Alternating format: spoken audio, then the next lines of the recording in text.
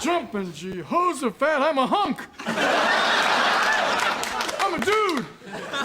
I'm a hunky dude. Let's rock. Thanks, Dad. Can I get a whoopin'?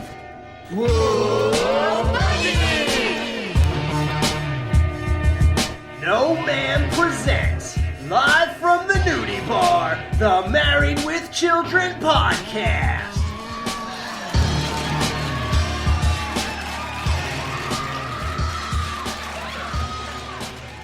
Welcome back to the Married with Children podcast.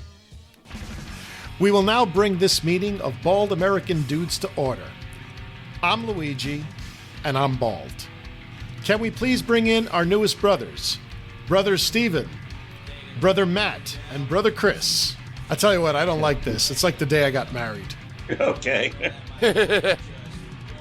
I'm Steven, and where's the brothel? My name is Matt, Brother Matt. I'm bald, and I fortunately earn more money than a French deodorant salesman.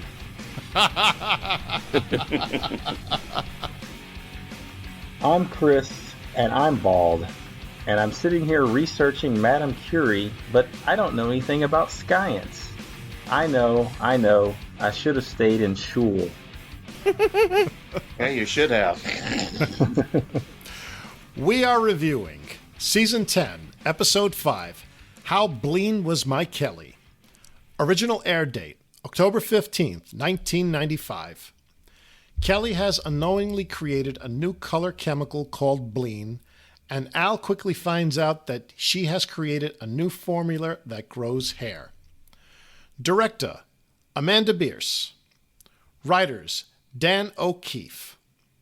Special guest stars, Harold Sylvester as Griff, E.E. Bell as Bob Rooney, Tom McClyster as Ike, Gene Wolland as Scientist, Joseph G. Medalis as Bald No Ma'am Guy Number 1, George Hirschman as Bald No Ma'am Guy Number 2, Barbara Baldieri as Sexy Woman, and Lucky the Dog as Lucky the Dog. Kim Weiskopf voices the voice of Lucky. How unfortunate. After centuries of seeking a cure for baldness, My whole scalp feels alive. If you only bathe once every 2 months, your whole scalp is alive. the search is over. Jumping Jehoshaphat, I'm a hunk. Move over, Fabio. Don't hate me because I'm beautiful. Al Bundy's got a hot new look on a brand new Married with Children tonight. The title for this episode comes from the 1941 movie How Green Was My Valley. The film, based on the best-selling 1939 novel of the same name by Richard Llewellyn, Yeah. was produced by Darrell F. Zanuck and scripted by Philip Dunn. The film stars Walter Pidgeon, Maureen O'Hara, Anna Lee, Donald Crisp, and Roddy McDowall. It was nominated for 10 Academy Awards, famously beating Citizen Kane and The Maltese Falcon for Best Picture. It also won Best Director, Best Cinematography, and Best Supporting Actor. The title for this episode was also used in Season 8, Episode 16, How Green Was My Apple. And Stephen, I remember you and Tyler reviewed that episode. Yes, we did, and we had a ball doing it. It was a fun episode to review. Yeah, I remember your analysis at the end. I thought, you really did like a very biblical analysis about the Garden of Eden on that one, the apple and all that. I thought that was excellent. And original sin getting into humanity. Yep. That's right. So for our fans of the podcast, if you don't remember that or if you haven't heard that, go check that out. Season 8, Episode 16. Definitely do. One of my favorites in that season. It's a very memorable episode, I think that's one that a lot of fans think of, when they think about, just the neighborhood feud between the Bundys and the Darcys, or the Bundys and the Rhodes, It was a Darcy. Yeah, Darcys. Mm-hmm. So welcome back, everyone. We dedicate this episode today to our patron saint of baldness, Dan Chase. We've talked about doing a bald guy review of The Bald and the Beautiful, and we've been trying to plow ahead with season 10. So when this episode came up, our illustrious Stephen Scott came up with the idea of having all the bald guys do this review in place of the Bald and the Beautiful. I mean, maybe one day we'll go back and do it, but what do you guys think, huh? It sounds like a plan. I'd be down. I'd like to do that too. I mean, we talked about doing it earlier, but never did anything about it. Yeah. So, I shaved my head, I put the wax on, so I'm ready to be a chrome dome tonight. Yeah, so you shave. I think it'd be a good thing to kind of find out our little journeys into baldness. I was in my 20s when I started losing my hair. I remember going to seminary in Kentucky, and I had a school bus route. I drove a school bus, and I had the same route for 3 years. And I think it was my third, I can't remember if it was my second or third year, but one boy, his name was Chase. He said to me, "Steve, did men in your family go bald quickly?" And I told him, "Are you referring to my receding hairline, Chase?" And he says, well, yeah. And I said, "Well, I've noticed it really started when I started driving this bus." I think there's a connection. And then in my 30s, it was even less. And in my mid-30s, I was 34 when I left, got into teaching, got into education. And while I was a substitute teacher, I needed some extra income, and that's when I started teaching kids how to drive at Oklahoma Driving School. So I did that for 6 years. My hairline was going back even more, so I'm thinking that might really have something to do with it. And so I think I'm 38, and I think to myself, to hell with it. I'm just going to shave it all off. And I think it's funny that I felt a little insecure when I was going bald, but since I shaved it off and keep it off, I feel better about myself ever since. What was that line in The Bald and the Beautiful? So the next time a hairy child comes up and says, "Hey, let me rub your head for luck," you just tell that child, "That's not what your mother rubbed." Yes. I've seen T-shirts that say it isn't a bald spot; it's a solar sex machine. Oh boy. So when did you guys start going bald? Oh, don't get me started. Okay, so to precede this, I started going grey when I was 13. Oh gosh, that caused a bit of grief in high school. I started getting a lot of comments about, you have grey hair when I was 15. As for the baldness side of things, I'm pretty sure that started when I was 19. Wow, really started with you early. Yeah, I know. Talk about it. So, I mean, yeah, I don't really get any grief for it, and I keep my hair I don't shave it all off, but I keep my hair fairly short and respectable, so it still looks all right to me. I haven't reached that stage of baldness yet. I don't have the whole grandfather ring yet, so I would definitely shave it all off before I got to that stage, that's for sure. Whatever you do, don't take a piece of hair and pull it across the bald spot like my grandfather's did. Oh, gosh, no. The infamous comb over? Yeah, the comb over. It's just, oh, God. No, I promised my mom I would never do that, and good. Clinging to my promise. Well, I'm not gray yet, but as far as the baldness goes, I'll say both of you guys lasted longer than I did, which is funny because if you would have known me when I was 14, through about 21 or 22, you would have never guessed I would have started balding early. I mean, I had a full head of hair. But I started noticing myself thinning out at about age 23, and other people really started noticing it about 24, 25, and then it quickly accelerated. By the and over this stretch, I tried everything. Like I tried Rogaine, I tried. I don't think it was the Hair Club for Men, but it was something similar to the Hair Club for Men. It didn't work. I tried different oils and stuff. None of that worked. I was kind of insecure about it for a little while, but honestly, by the time I got to my late 20s, I had fully embraced it, and I've been shaving it, clean shaving now for about 10 years or so, and it just, I think this is my best look personally. I mean, I'm not going to sit here and lie and say that if there wasn't something similar to Bleen on the market that I wouldn't at least try it, but I'm happy with where I'm at, and I think this is my best look. Being bald shaving your head is one of those things that's similar to growing a goatee. Like some men can grow a goatee and look good and do it, some men can't. Like me personally, I don't think I look good with a goatee or facial hair, but some men do. I feel like I look good with a shaved head. So it's one of those things. If you can do it, if you can rock it, so. That's why I grew a goatee because, I was bald and I thought, need a little personality on my hair. And I like to comment when I was a kid, my hair was thick and it just went straight down. And my mom said, "You look like Mo." And the funny thing is I'm not kidding. And then the sad thing is, since I shaved it off, now I look like Curly.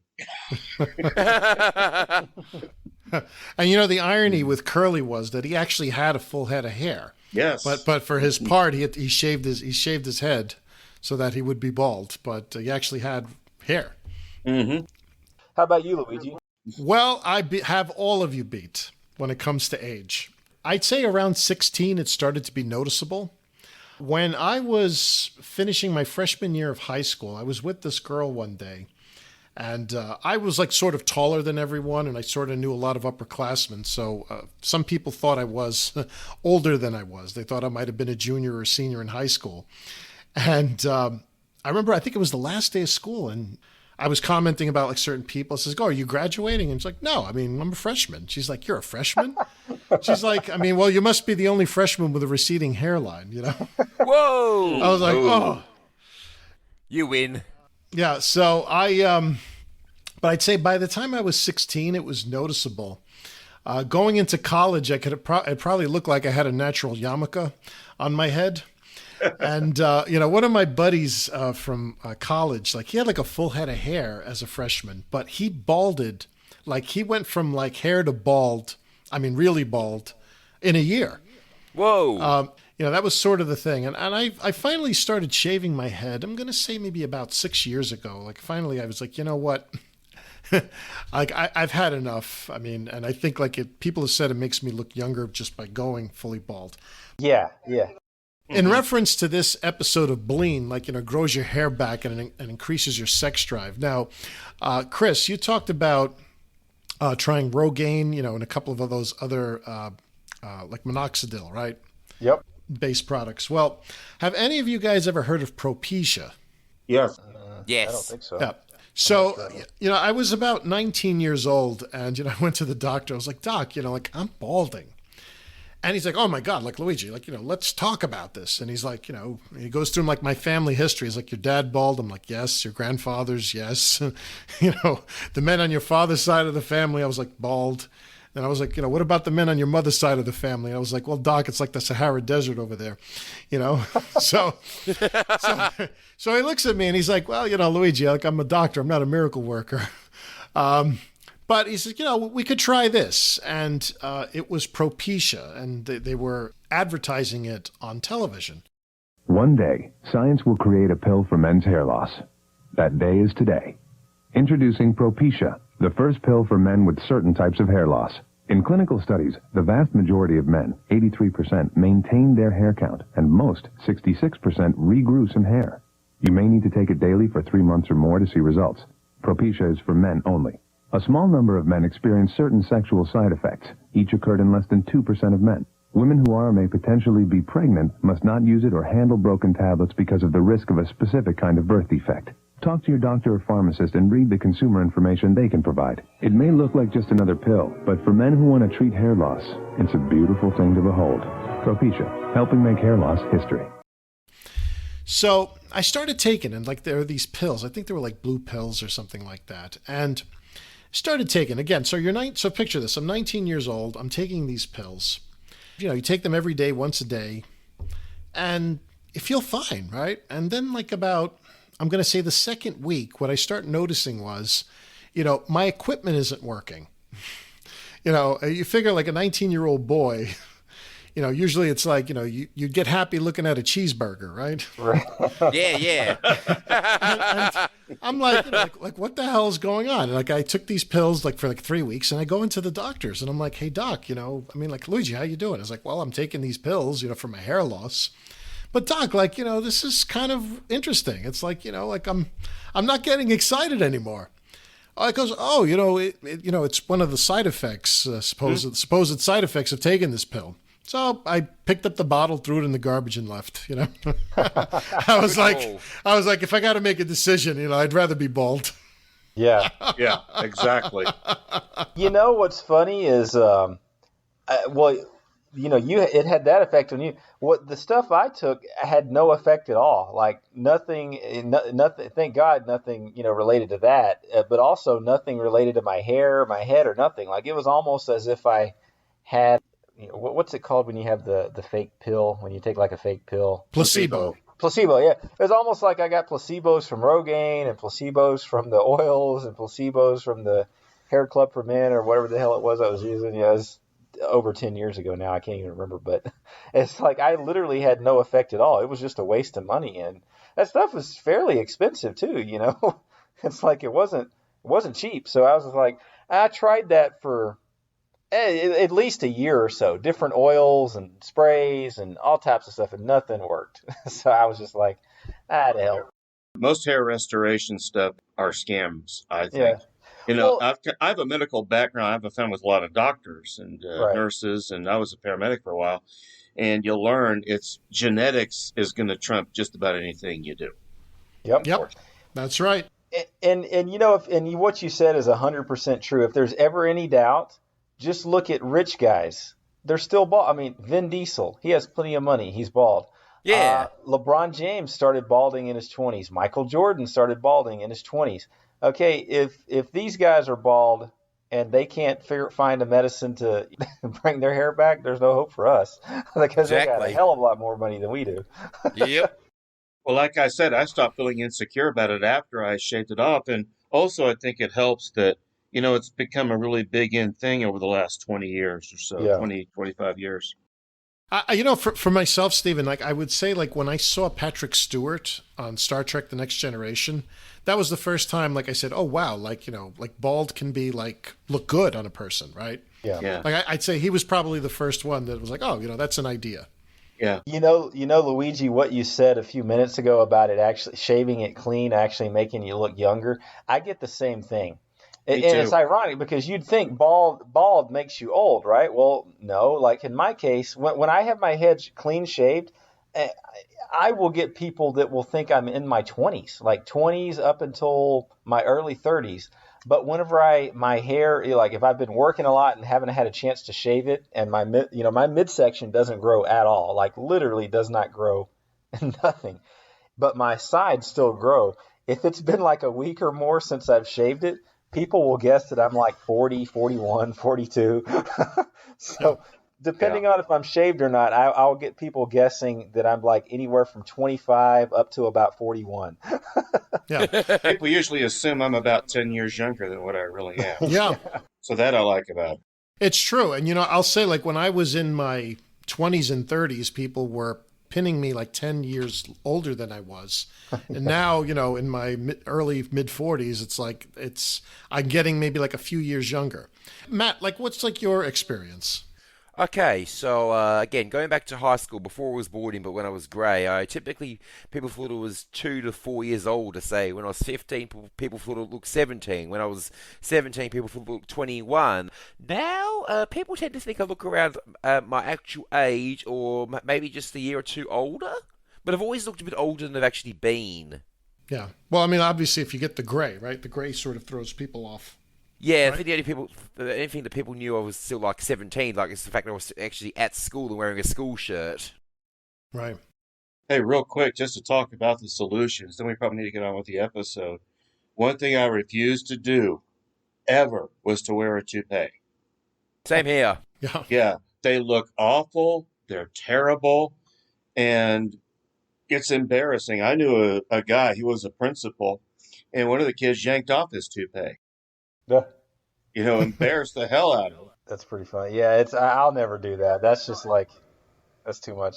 Yeah, one of the funny things, real quick, a story about my dad. My dad was also self-conscious about his hair. And, when he was in his early mid-20s, he went to a doctor for hair loss. And my dad says, I'm sitting in there, and all of a sudden the door opens and the doctor walks in. And, he's as bald as a cue ball. And my dad's like, and this guy wants to, take care of me. Like, nope. And I remember, like, Stephen, you were talking about like some of those like quacks who were like peddling hair loss products, to get your hair back. I remember my dad, like, it was probably in the mid 80s. He went to like this seminar. I remember it was at a hotel by LaGuardia Airport.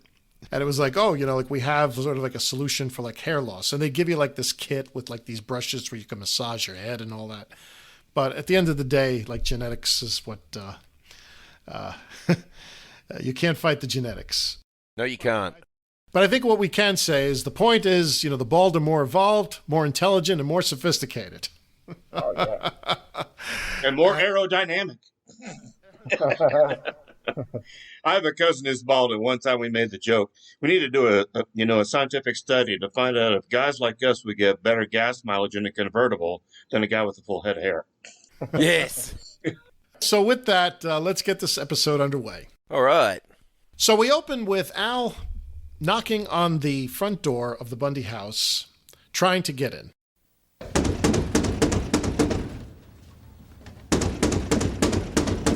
Peg! Bud!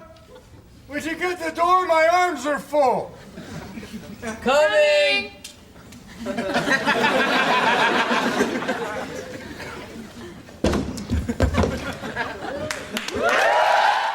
Yeah, and he's begging for help because both of his arms are full. And, Right. of course, Peg and Bud say, just a minute, They don't care. but neither one's helping them. Yeah. I mean, Bud's his PC, presumably studying, and Peg's just being his usual self on the sofa. Yeah. And it's kind of like that thing where if someone asks for help, you assume, oh, well, that person will help them or that person will help them. I don't need to help them. I mean, you ever have that experience, someone asks you for help and you think, oh, someone else in the office will take care of it or somebody else will do it. It's just, maybe that's their mentality. There's no place like home. Al, if you're gonna come in, could you shut the door? Peg, if you're going to live here, could you shut your mouth? So when Al walks in the door, he says, "There's no place like home," and that's a reference to Dorothy and the Wizard of Oz. Yep, one of my favorite one of my favorite movies as a kid. Love that movie. It's still a great movie. I still love it. Still is, yeah. Oh yeah. Yeah, I'd say that's like one of those movies I like to watch about once a year. Like I watched it this past summer with the kids, and they loved it. Yep. Yeah, I love The Cowardly Lion. Peg, this dog is chewing a hole in our budget. Oh, look at these. Kibbles, dog biscuits, liver snaps. Well, actually, Al, those are from Mom. Oh, why didn't you say so?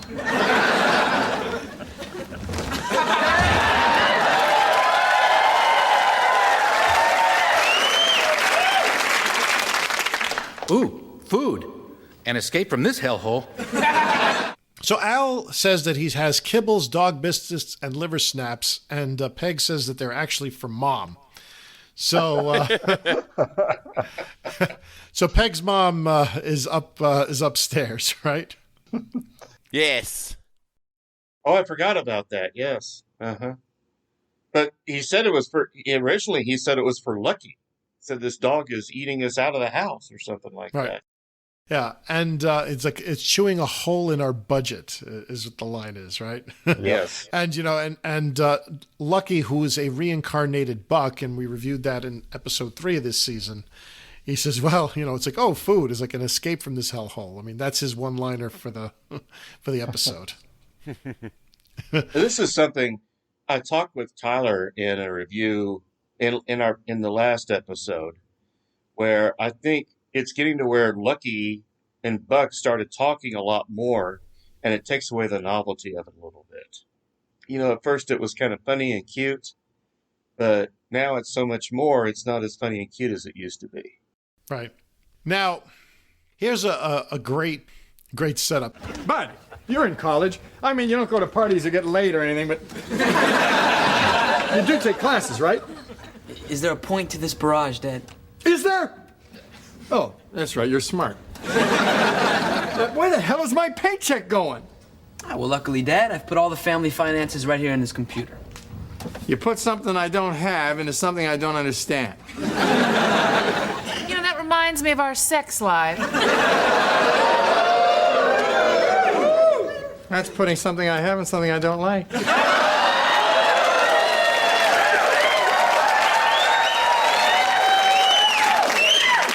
You know, so Al walks over to Bud and he's like, Bud, you're in college. I mean, you don't go to parties or get laid or anything, but you did take classes, right?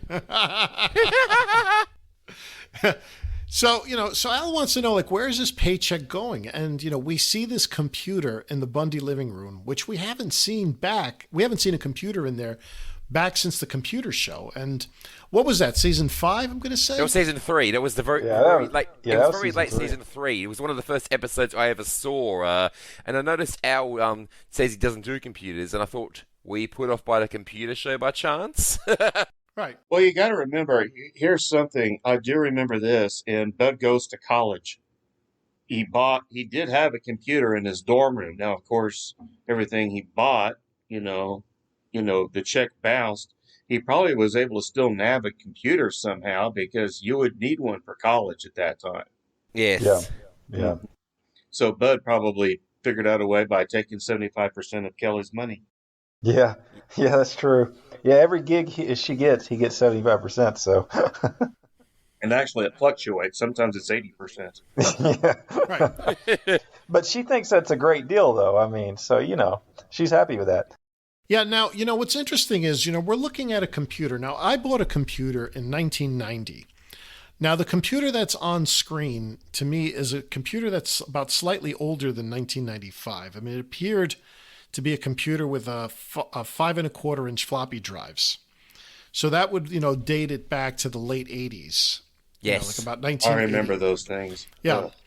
It had a Tritron screen. That's one of the things that we see of the computer. Dad, look. Here's a list of all the salaries of all the occupations in the world. And here is what you make. That's what I make? I'm a paper boy. Oh, no, Al. Paper boys can afford bicycles. There must be someone out there that makes less than I do.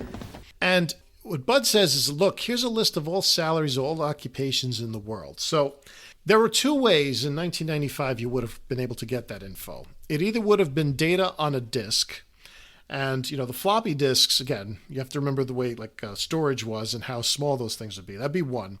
But I have a feeling that this would have been probably what was called a BBS, which was a bulletin board system. So in other words, in 1995, if you went online... Yeah, I remember those. Before you really had web browsers, you used these things. You had these online services. There was Prodigy, for people who remember it, Promenade. It was almost like a closed internet. Like, you browsed the internet servers of the dial-up company that you used. And again, Prodigy was very popular during this period of time. And you could chat, you could look at these boards, and there were some group discussions that were available at that time. And I'm going to say, people started browsing the web, where you can effectively leave Prodigy and go to other data sources out on the web with web browsers right around 1995. I'm going to say 1995, 1996 are the early days when people started to do that. Do you guys remember this? I mean, I guess, Stephen, you might remember this more, I think, than Chris. I do remember this because after college was seminary and everyone had a computer, the prices had dropped. Sometimes you use your financial aid money to buy one.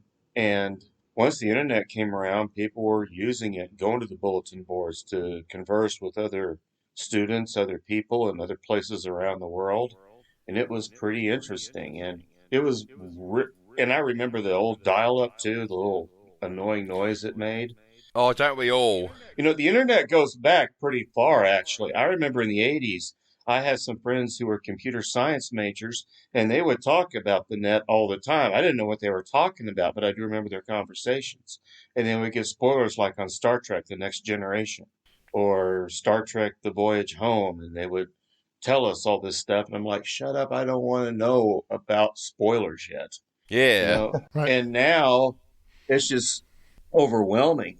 You don't even need that squeaky dial-up thing, which I loathe. Yeah, we've discussed this on some of the earlier podcasts, particularly Annabelle. This is where these bulletin board systems, BBSs as they were called, this is where, like Carolyn, who's been on our podcast, like when she talks about talking about Married with Children with people around the world, this is where they started. It was these bulletin board systems that were really like a product of the ARPANET. Where then we moved to just the open internet and things like Bundyology, which will soon reach its 25th year in April of 2022. It'll be 25 years up. One of the things we're hoping is to maybe get an interview with the founder. So I'm working on that with Annabelle. But that's a great idea. This is like, I mean, again, this is like Married with Children's foray into the internet.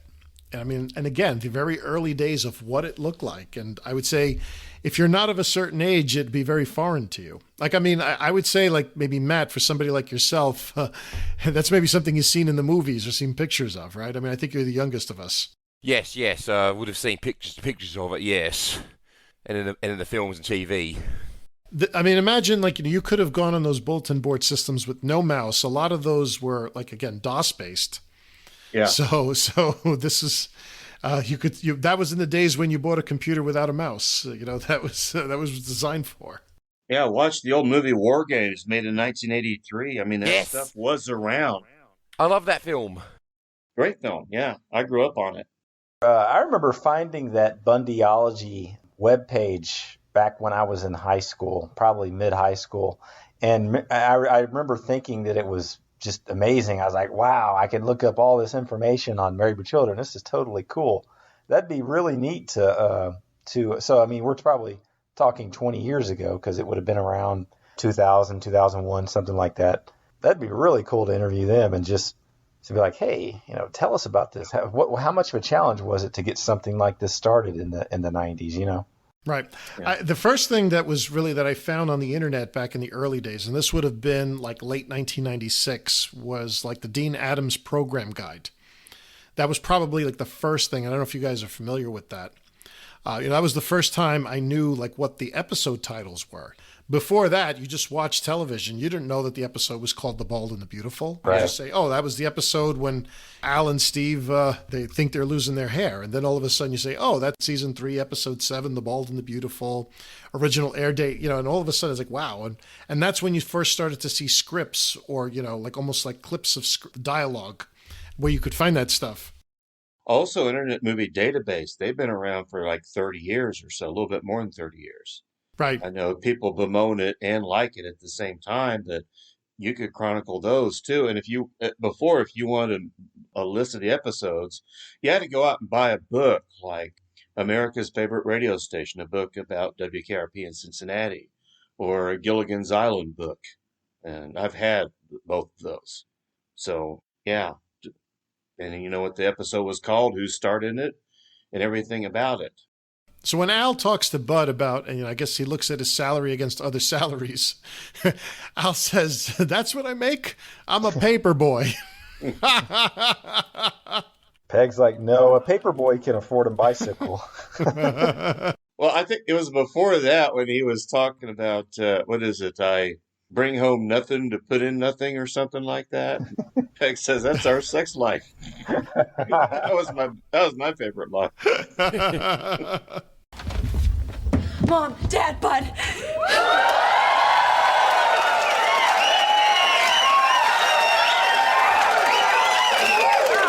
You'll never guess what I got. No, a better game would be guess what you haven't got. I'll take virginity for 100, Alex. Well, that's funny. Nobody will take yours for less than 1,000. Yeah. That's a great tribute to Jeopardy. Yep. That's a vicious, those two are vicious. And I wonder, why does Bud try? Because Kelly usually has the best comeback. Usually. So Kelly talks about getting a part in a TV movie, and she's going to play Madame Curie. Anyway, I got a part in a TV movie. Well, who are you gonna play, honey? Madame Curie. So to prepare for the part, I thought I'd get some first-hand experience of what it's like to be Madame. So does anyone know where there's a brothel around here? Well, there's Howie's down by the airport, but then...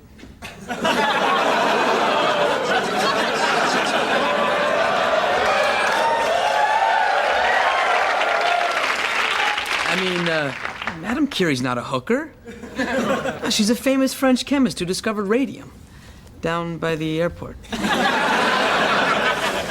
What am I gonna do? I still have to research Madame Curie, but I don't know anything about science. Kel, that's science, not science. The C is silent.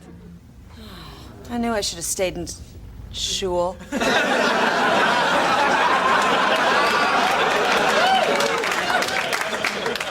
Marie Curie. She was born 7 November 1867 and died on July 4th, 1934. She was a Polish naturalized French physicist and chemist who conducted pioneering research on radioactivity. She was the first woman to win a Nobel Prize, the first person and the only woman to win the Nobel Prize twice, and the only person to win a Nobel Prize in 2 different scientific fields. She was part of the Curie family legacy of 5 Nobel Prizes. She was also the first woman to become a professor at the University of Paris, and in 1995 became the first woman to be entombed on her own merits in the Pantheon in Paris. Yeah, so, I mean, Kelly thinks that Madame Curie is a woman who runs a brothel. Yeah, she does. Well, she has the name Madame, so it's like, yeah. Hey, Bud seems to know a lot of information about that place down near the airport, though, so... Yeah, I'm going to find that address. I mean, when he says it's Howie's, I wonder if it was a reference to Howie Mandel. Could be, but it does remind... Who knows? They usually rag on Joe Piscopo, though. Yeah. Maybe they wanted something fresher. But that joke about the brothel actually reminded me, because in my city of Perth, there's actually a pub that serves a similar purpose. It's well known for that. So, Bud, if you ever went to Australia, go to the Redcliffe Hotel. So maybe airports have something with seedy bars or brothels. I don't know. Yeah. Yeah, I mean, I remember growing up, I grew up near LaGuardia Airport. So, there were like these bunch of like low budget hotels right around the airport. And I remember as driving by a kid, like you would see like $25 an hour, like on the side, it'd be like a small sign. And like why would someone need to get a hotel room by the hour? Not understanding, like exactly the reason why. But these are the interesting things about airports, right? I don't know. Well, Chris, I mean, you're a flight attendant. I mean, do you have any insight into that? You see that near just about every major airport. You see these just seedy-looking hotels that obviously are not very high class. So there's something to be said about that even today. Yeah, so I'll just leave it at that. All right. I mean, has anyone ever stayed in one of those? No. I have not. Thank God. Yeah, it's kind of like I'm afraid of catching something from the sheets alone. Yeah. I mean, if you're worried about COVID, I mean, I think that's probably worse. I'd be worried to step foot in one, afraid the police are going to bust in and arrest everybody in there. Mm-hmm. Kelly says, she doesn't know anything about science. Yes. Yeah, I think Kelly needs to go back to school and watch some Bill Nye the Science Guy. That would teach her a lesson or 5. You mean go back to shul? Yeah, back. Yeah, sure.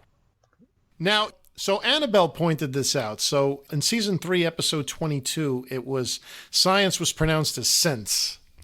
All right, so that's interesting. And shul, we looked this up. That's a German / Yiddish word. So shul in German is school, but shul in Yiddish means a synagogue. Just wondering, I guess, which one is? Do you think it's the German one, or maybe just a crack at or just doing a Jewish joke? I think they're just making fun of the Bud just told her that the C is silent. Look, Bud, you're my manager. Please do something to earn your 75%. Peg, come here. A Pakistani dirt vendor makes more than I do. Yeah, and he probably smells better. Probably has reason to. I got it, Kel, I got it. I'll set you up with the scientist I know over at the university. Now, all you have to do is pretend like you're a professor. Okay, but, I think I'd make a more convincing Ginger or Marianne, don't you think?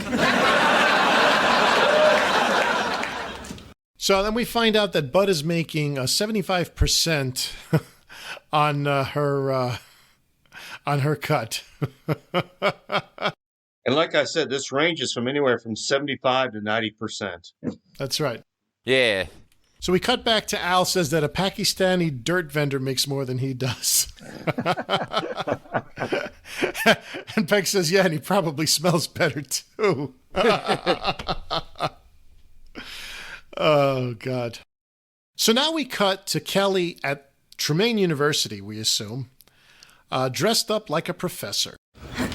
Ah, you must be the new professor. You must be Gilligan. Hi. Kelly Bundy, at your service.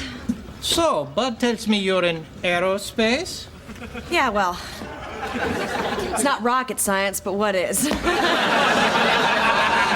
Right. No, she looked more like a Marianne or a Ginger. Right. And that's been like a running joke, and actually my kids the other day, I actually watched the Gilligan's Island episode with them. And they're like, what's this about? Why is this funny? I thought it was hilarious. When I'm a kid, in grade school, our first thing, get home, watch Gilligan's Island and Bugs Bunny cartoons. Right. I don't know. It's one of those, I guess maybe to kids today, it's like a fine wine that they need to appreciate, right? Yeah. Well, I don't know about a fine wine, but I'd call it good beer at the end of the day. Good cheap beer. Girly girl beer. Because she even says to that other scientist in there, and he said, hello, I'm the professor, or something. What was it she said? So she says, I'm the professor, you must be Gilligan. Yeah, that's it. And this was a girl who didn't understand what Gilligan's Island was when Bud convinced her that the book report she had to do on, not Treasure Island. Robinson Crusoe. Yeah, Robinson Crusoe, that he was on the minnow with the professor and Gilligan and all these other people. And she had no idea what he was talking about. Now she does. I've got this book report due, and I haven't even read the book. It's called Robinson Crusoe. Well, I've read that. I can help you. For a small fee, of course. Okay. Robinson Crusoe was marooned on a desert island. The only people there were him, Friday, the professor, Marianne, Ginger, and the rest. Wait a minute. Slow down. The professor... Right. Now, in the first chapter, they had to get around the island.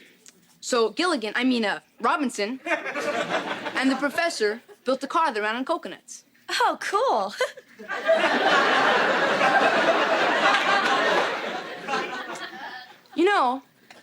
Robinson always sang this little song around the island. You may want to do it in front of the class. It shows you read carefully. Just sit right back and you hear a tale of a fateful trip.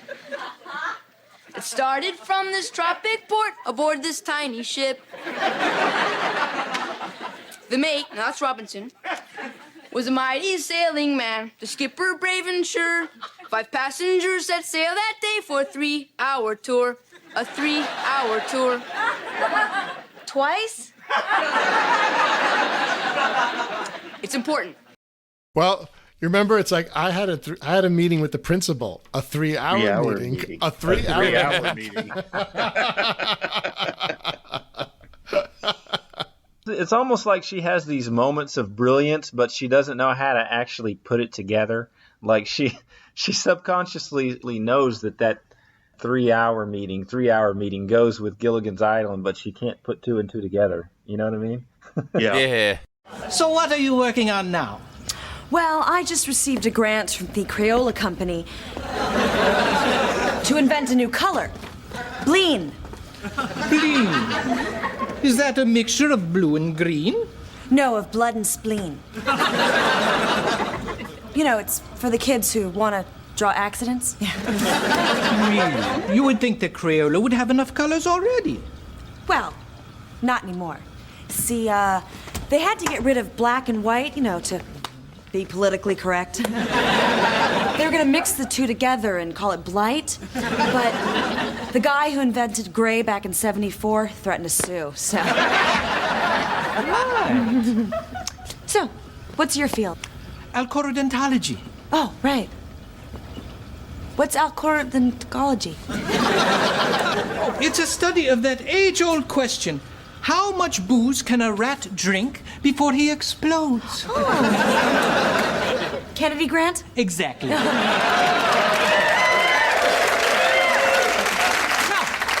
This is your lab station right here. Oh, great. It's just like a smaller version of the one I have at home. Oh, that reminds me. Make sure you take all your findings with you when you leave. After all, this is academia. Thievery runs rampant here. Oh. I think I'm gonna like science. It's like shopping at the mall. She says that Bleen, they wonder if it's a mixture of blue and green, but instead it's a mixture of blood and spleen.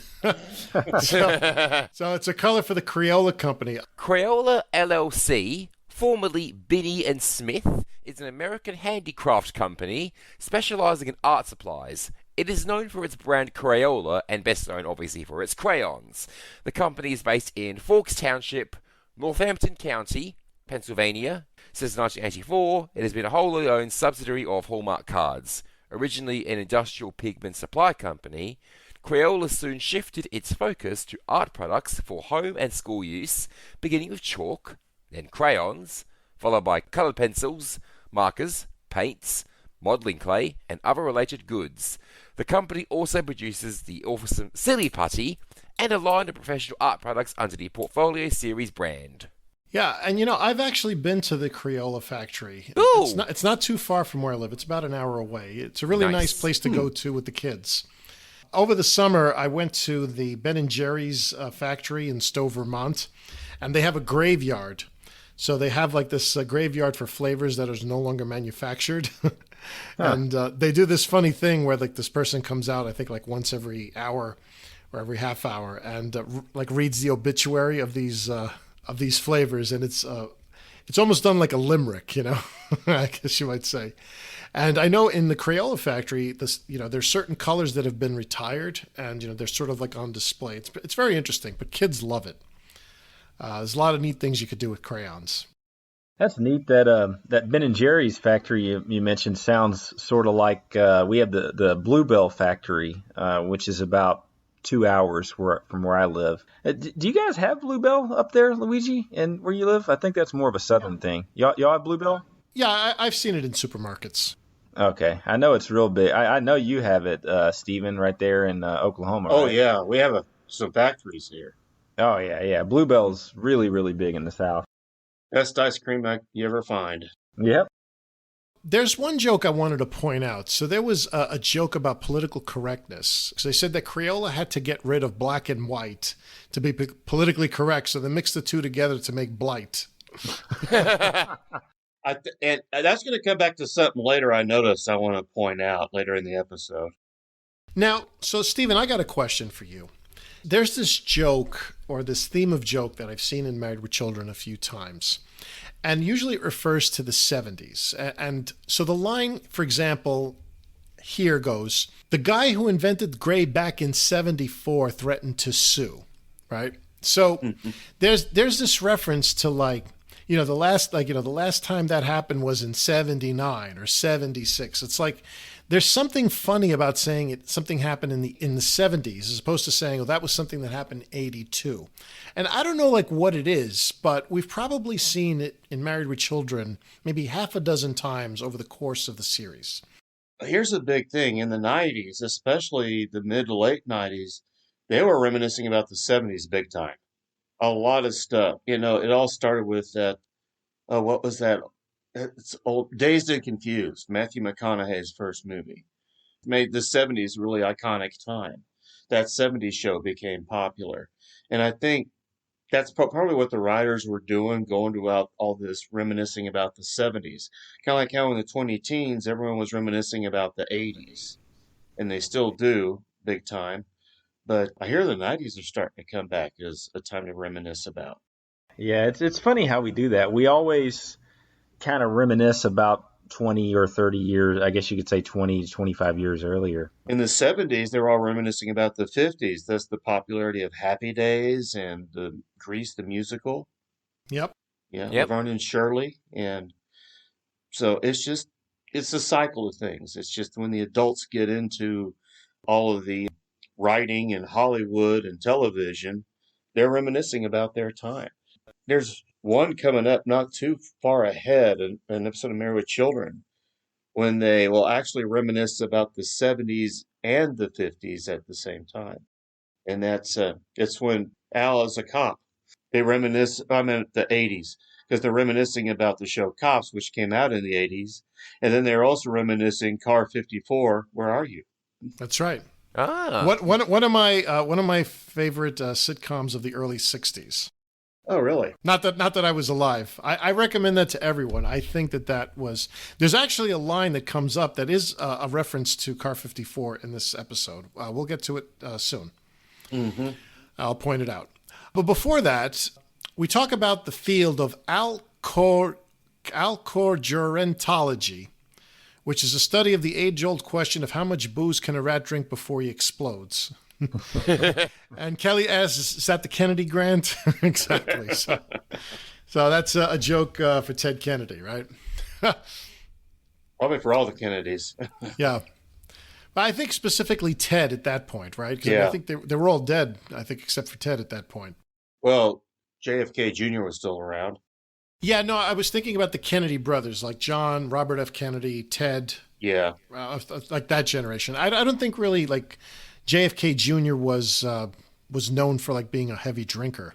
I don't think that was really part of his image at the time. I don't remember that, but I remember when he died. And I think it was 99. Yes, it was. That was a big deal. Yep, definitely was. All right, so they make note that thievery runs rampant, and Kelly says that she's going to like science because if she starts stealing things, it's like shopping at the mall. She doesn't understand what they mean about science and a lot of thievery going on. They steal each other's ideas. That's steal right. each other's work, yeah.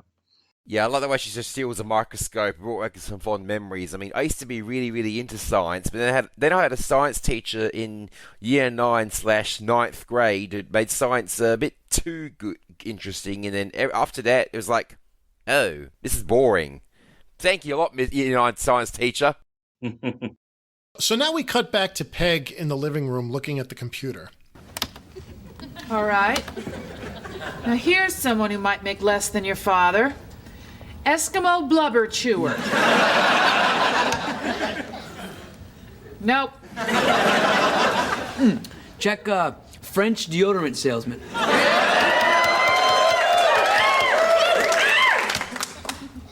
Not even close. Hey, real quick, I want to say this too.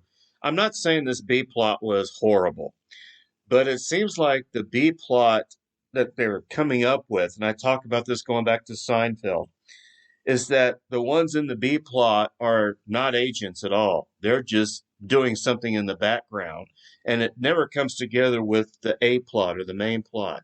I thought one of the best episodes, I think it was in season 6, called Teacher's Pets, when Bud was having the affair with his teacher.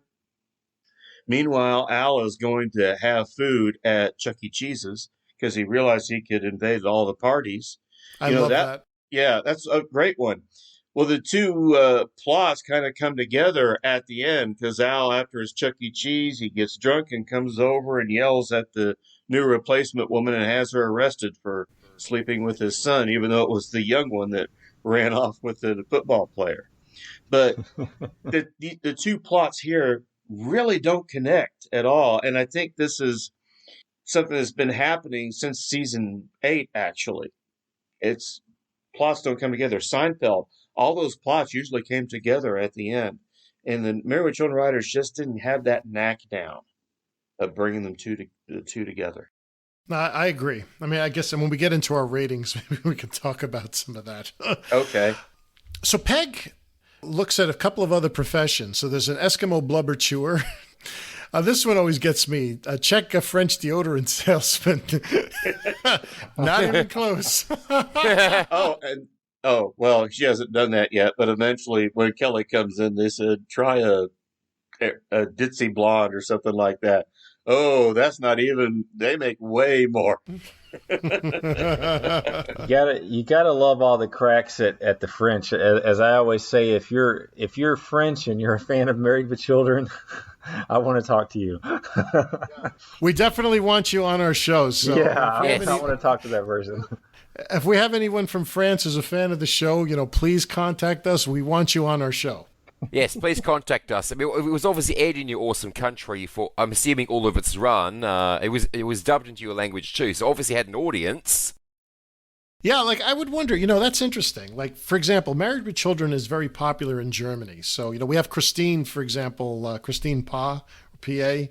Yep. And she's a huge fan, and we know that it's a big hit in Germany, and it's dubbed in German. So I would be curious. It's what would Married with Children sound like dubbed in French when they make French jokes?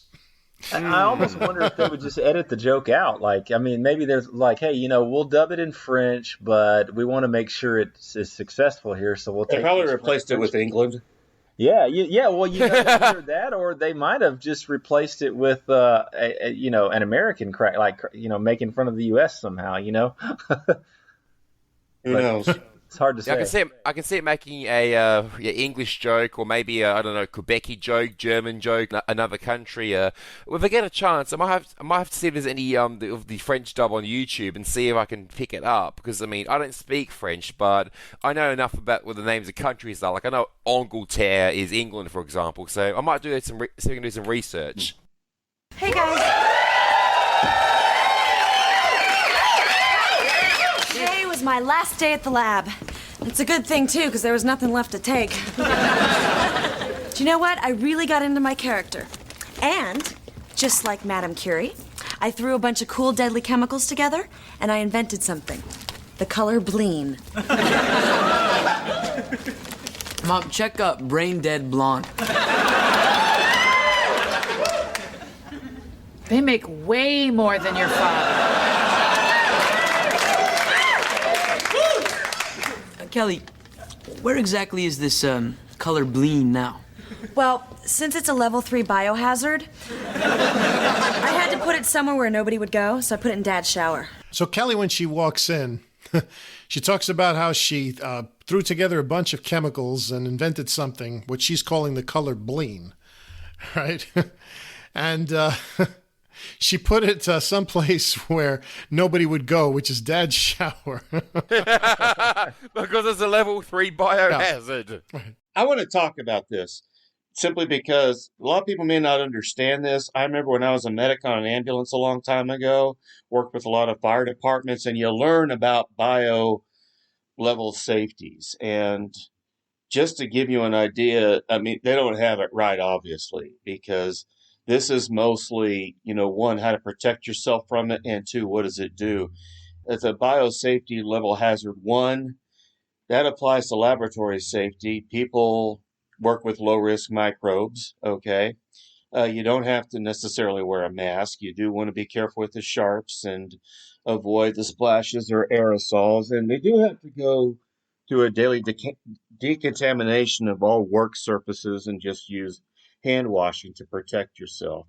When you get to biosafety level hazard 2, that's with agents associated with human disease, like pathogens or infections and organisms. And that includes staph infection. And you need personal protective equipment when you're making this stuff. We talked about, a lot of people mentioned that during the pandemic. And the laboratory has self-cleaning lockable doors. In other words, you have to go through a lockable door, and you have to have a sink and eye wash available. Now, biosafety level hazard 3, this is what Kelly has with Bleen. However, the microbes are so serious that the work is often strictly controlled and registered with the appropriate government agencies. Laboratory personnel are also under medical surveillance and could receive immunizations for microbes they work with. Standard protective equipment must be worn, and respirators are required. You have to wear some sort of respirator. You have to have a solid front wraparound gown, work with microbes, and you have to access hands-free sink and eye wash available at the exit. And there has to be, get this, a sustained directional airflow to circulate. All right. And a self-closing set of locking doors. Now, 4 is the worst. These are rare, but they do exist around the world. It's the highest level of safety. You have to change clothes and wear like an oxygen suit of some sort before you go in there. Okay, interesting. Mm-hmm. You know, I never thought I'd say it, but I really enjoyed that shower. You didn't wash your hair, did you, Daddy? No, I'm wearing this towel because I want to get a job as a New York City cabbie. You didn't use the bottle marked Bleen, did you? Sure did. It's great. It tingles. It's just like the commercial says. My whole scalp feels alive. Honey, when you only bathe once every 2 months, your scalp is alive. Daddy, Bleen is not a shampoo. It's a bunch of deadly chemicals that I mixed together at the lab. It's possible that this tingling that you're feeling could be a massive stroke. Either way, I thank you.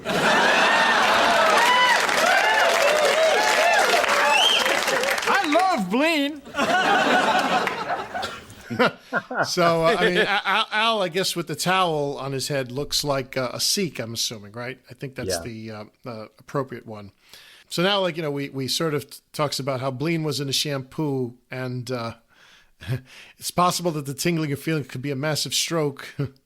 He says, but either way, I thank you. He's been welcoming death for years. Yeah.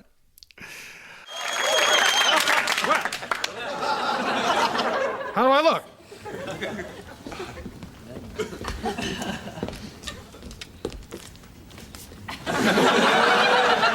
Jumping Jehoshaphat, I'm a hunk. I'm a dude. I'm a hunky dude.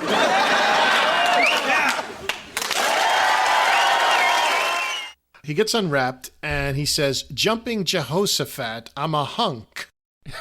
Now, so the phrase "jumping Jehoshaphat" was a phrase used by Gunther Tootie, played by Joe E. Ross, on Car 54, Where Are You? Jumping Jehoshaphat. What a nice day. Ooh, ooh. Look at that big St. Bernard. Gunther, would you please not... Would I please not what? Nothing. Forget it. Jumping Jehoshaphat. It's 4 o'clock already. Gunther, I'm your friend, right? Oh, my best friend. Why? If I ask a favor of you, you won't get mad, will you? Jumping Jehoshaphat. Why should I get mad? Would you please stop saying jumping Jehoshaphat? Would I please stop saying what? Stop saying jumping Jehoshaphat. Do I say that? Just now and then. Oh, I'm sorry. I didn't even know I was saying it. Sorry if it bothers you. There's a holdup in the Bronx. Brooklyn's broken out in fights. There's a traffic jam in Harlem that's backed up to Jackson Heights. There's a scout troop short a child. Khrushchev's doing it a wild. Car 54, where are you? So, Stephen, you mentioned that before. Uh-huh. Yeah, and I remember that because I've watched the whole series. And Matt, if you might remember, I've recommended that series to you. I really think you would enjoy it. A very, like, innocent type of comedy, like innocent, like slapstick style comedy from the early 60s. It stars Fred Gwynne, who played Herman Munster, who plays Francis Muldoon. Al Lewis, who we know as Grandpa Munster, he plays Officer Leo Schnauzer, and Gunther Tootie, played by Joe E. Ross. Great, great series. I highly recommend it. In case you're wondering, Jehoshaphat was one of the Israeli kings in the Old Testament. Right, and I wonder, like, the phrase "jumping Jehoshaphat," I guess is just because it's alliterative. It is alliterative. Yes, it is. Alliterative. Mm-hmm.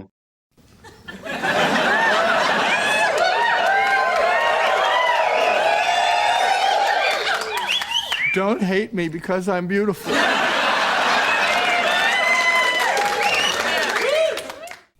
Al says, I'm a hunky dude. He says, don't hate me because I'm beautiful. So I have a feeling that maybe only Stephen, you and I might know where that comes from. I forget. It's familiar, but I can't remember exactly where off the top of my head. So that was a line that Kelly LeBrock, who was the chick in Weird Science. Oh, yeah. She did a series of commercials in the 1980s for Pantene, and that was her line. Don't hate me because I'm beautiful. My hair used to have a mind of its own. Then a few weeks ago, I stopped complaining. I started using Pantene. Pantene is really special. It's got all sorts of good stuff in it that actually gets inside your hair to make it healthier, stronger. Pantene shampoos and conditioners are serious care. Our Pro-Vitamin B5 complex penetrates your hair to give it inner strength. From the first day, I saw a difference. And every day, my hair looked fuller and shinier. The ends didn't split or look frizzy. No, it didn't happen overnight, but it did happen. You'll see. Pantene shampoos and conditioners, serious care for beautiful hair. I don't remember that. I only remember what she looked like and how hot she was. You know what's funny, Luigi, is I didn't remember where that's from, but I remember that line, like, don't hate me because I'm beautiful. Like, I feel like that was something we said in school when I was a kid, but we didn't really, is it one of those things you say it, but you don't really know what it's from, that type of thing? Because I remember that line, don't hate me because I'm beautiful. That was a line that says, don't hate me because I'm beautiful, was also used by one of the gangsters in the Bundy episode with Madam Inga. The man who controls the crystals in the loop, Mad Thursday Markowitz. Don't hate me because I'm beautiful. You remember when they were going around the table? And it's Yep. like, this is like, this guy from the South Side, the king of the tarot cards. And so one of the last gangsters said that line, hey, don't hate me because I'm beautiful. I don't remember that, but I'll have to go watch it again. I always love rewatching old ones. Yes. Wow, Al, you have hair. How'd that happen? Who cares? All I know is that Kelly's Bleen has grown what 25 years of you has withered away. Kelly, man has been seeking the cure for baldness since the invention of the younger woman. This is gonna make me rich! Oh, yeah. Well, don't you mean make us rich? No. Well, it's Kelly's formula, so I gotta cut her in on it, of course, but the rest of you mean absolutely nothing to me. No, wait a sec now. I'm Kelly's manager. I get 75% of whatever she gets. Kelly, listen very, very carefully to Daddy. Number one, Bud is fired. Number two, do you remember how to make Bleen? And can you make lots and lots for Daddy? Yeah, sure. Sweetheart! If you can make Daddy some Bleen, I'll buy you an acting career. You'll be the next Tori Spelling. But prettier, right? Hell, Two-Face is prettier. Sweetheart, if you're going out, would you get me some mousse and a scrunchie? Okay, Daddy. You won't get away with this, Pop. I'll sue. I'll sue away. You get in line behind Cy Sperling and his soon-to-be defunct hair club for men. Because when this comes out, I'm going to be one hairy millionaire. Yeah, and I got to point this out. I just find it so funny that he has this towel wrapped around all that hair. He has no idea this hair is growing, but he wrapped his towel around all that hair. It's kind of like, that doesn't seem logical. Of course, we are talking about Married with Children. Right. It's also how long it is. It can grow that fast, seriously, within a matter of minutes. I know. You know what this reminds me of? Okay, this reminds me of an episode of The Simpsons from 1990 called Simpson and Delilah, Season 2, Episode 2 of that show, where obviously Homer doesn't use Bleen or anything biohazard, but he uses Demoxenil, and he gets hair instantly as well. Dear God, give a bald guy a break. Amen.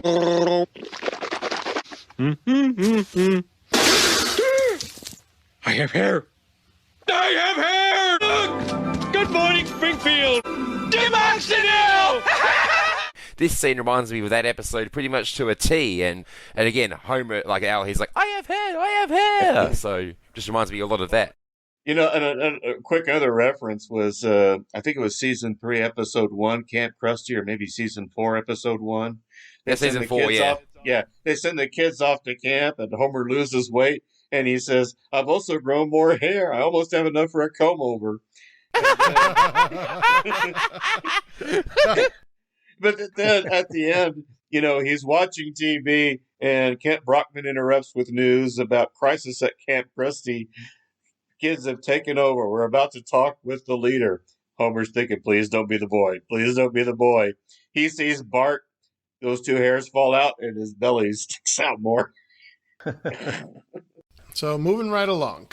You know, so Al immediately, you know, talks about marketing this, and Bud wants to get his cut of 75% in about this, right? Yeah. And you know, Al says to Kelly, he's like, I'll buy you an acting career. You'll be the next Tori Spelling. Tori Spelling is an American actress, television personality, socialite, and author.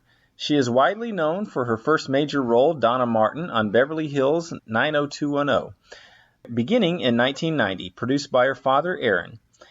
She has appeared in made-for-television movies, including A Friend to Die For, A Carol Christmas, The Mistletones, both versions of Mother May I Sleep with Danger, and The Last Sharknado. It's about time.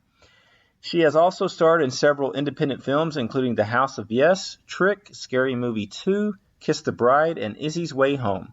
She reprised her role as Donna Martin in Beverly Hills 90210 spinoff in 90210 in 2009 and 2019. Somebody correct me, but isn't she basically broke now? I feel like I've seen her in the news recently, like something about her father cut her off or something like that. Am I remembering that right? Yeah, like I think the money went to the mother, right? Or is it the stepmom or something like her father was worth like something like $400 or $500 million, and I think he only left her just a very small fraction, like $1 million or something, you know, which, you know, to people like us, $1 million inheritance would be great, but by Hollywood standards, she's basically broke with that type of money. Yeah, Aaron Spelling was, I think, one of the richest guys in Hollywood. And if I remember, like I heard years ago, he had this mansion that had so many rooms. It's like he had a room for for wrapping gifts, you know, or something like that. I don't know if you guys remember that. Now, one of the lines is, well, Kelly says, I mean, obviously a little mean to Tori Spelling, it says, but prettier, right? And then it's like, hell, Two-Face is prettier. So we have a reference to Batman. Go ahead, Stephen. I like it because, Two-Face is prettier, and Two-Face is Harvey Dent, a fictional supervillain. He was part of the comic book lore published by DC, and he eventually became an adversary of Batman. Harvey Dent was originally a district attorney, and he was badly burned. Half of his face burned, and he was one of the most enduring enemies. Two-Face belongs to the collective of adversaries that make up Batman's rogues gallery.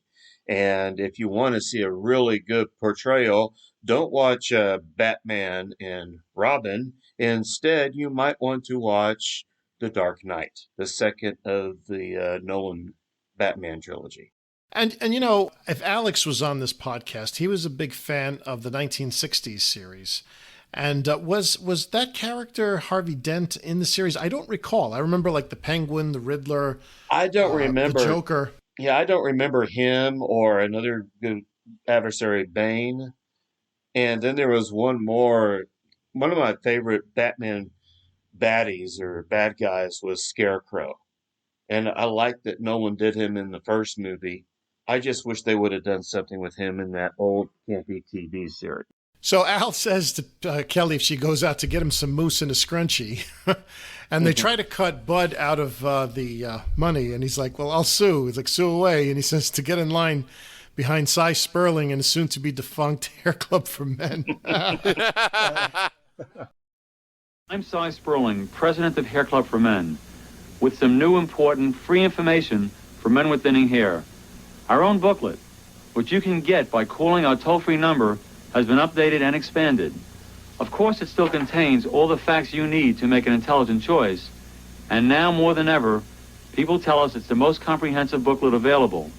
But what's more, if you call now, I'll send you a free subscription to Personal Appearance, the new men's grooming newsletter. This latest issue has some really useful articles, including an important discussion on the minoxidil drug controversy. For example, are there any side effects? What percentage of men grow hair with it? You really should read it. To get Personal Appearance and our own hair replacement booklet, just call our toll-free number now. And remember, I'm not only the Hair Club president, but I'm also a client. So yeah, it's just called, apparently just called Hair Club now. The former name was Hair Club for Men. But anyway, so Hair Club, formerly Hair Club for Men, was founded in 1976 by Seymour, or Cy, Sperling, born on the 25th of June 1941, passed away 19th of February 2020, so didn't have to put up with any of this COVID lockdowns. And he famously quipped, "I'm not only the Hair Club president, but I'm also a client," in his TV commercials. For decades, Hair Club was advertised on television, airing several different commercials and, of course, infomercials. I got a funny story about that. I told you about driving that bus in Kentucky, and one day I was in the dorms and at seminary, and I got a call, and it was the Lexington, Kentucky Hair Club for Men. And they said, "Well, you filled out a little thing and put it in our display at one of the malls up there. I forget which one." And I said, "No, I'm not interested in that." At first, I was blaming my dorm mates. I said, "Somebody's gonna die." They were all laughing. We were all laughing, having a good time with it. I told them I just got a call from the Hair Club for Men, but I never filled out any questionnaire. No, it wasn't anyone in the dorms. It was one of those kids on the school bus. Oh, I thought that was hilarious. And, you know, back in season 9, we reviewed an episode where, like, Kelly was drinking those protein shakes. Yep. Yes. Right? And you remember, like, the line of the girl was, it's like, remember, I'm not just the, because this guy, I'm the president of the company's daughter. Remember, like, that was the line? Because they put the heavy-set girl's face on Kelly's body. Oh, yes. And baby, look at me now, right? Yep.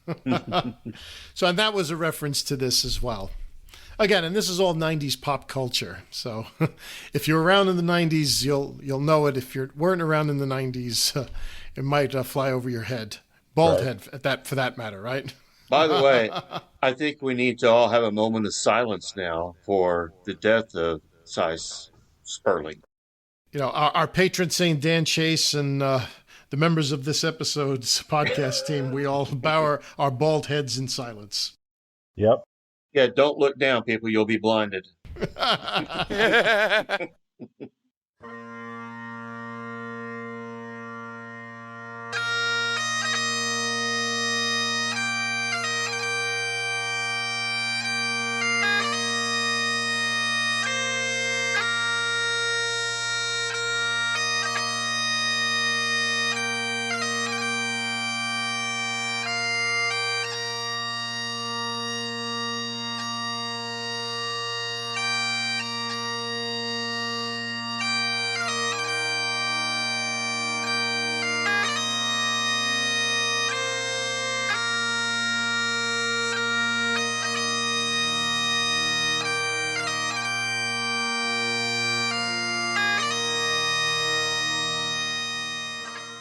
And then I like this next part when Peg says, Hey, Al, what about side effects? You know, no one markets a product without testing it.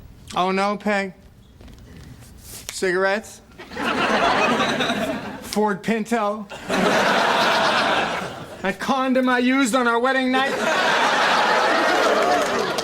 Read my lips, Peg. There are no side effects. Okay, all right. and then Al goes on this little thing. Oh, no, Peg? Cigarettes? Ford Pinto? That condom I used on our wedding night? One of my all-time favorites in this part. Now, you know, there's some continuity because what he's saying is if the condom broke on their wedding night, what he's implying then is that Kelly was conceived on the wedding night. this is like one of those, we haven't had a continuity discussion in a little while, right? So I figured I would bring it up because, from what we understood, the reason why they got married was because it was a shotgun wedding, right? Mm-hmm. Right. Because because Peg was already pregnant with Kelly. Mm-hmm.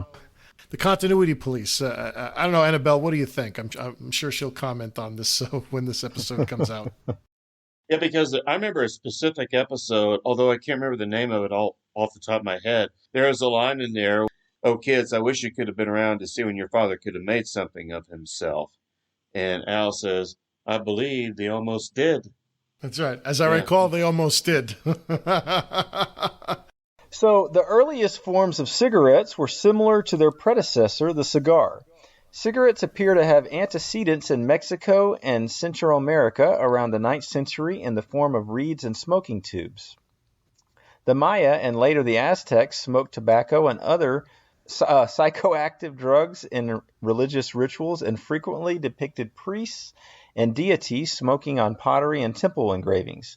The cigarette and the cigar were most common methods of smoking in the Caribbean, Mexico, and Central and South America until recent times.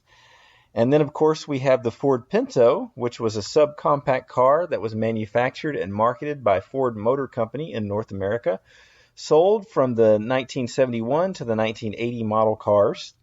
The smallest American Ford vehicle since 1907. The Pinto was the first subcompact vehicle produced by Ford in North America. I think it's most commonly remembered for blowing up whenever, due to the location of the gas tank.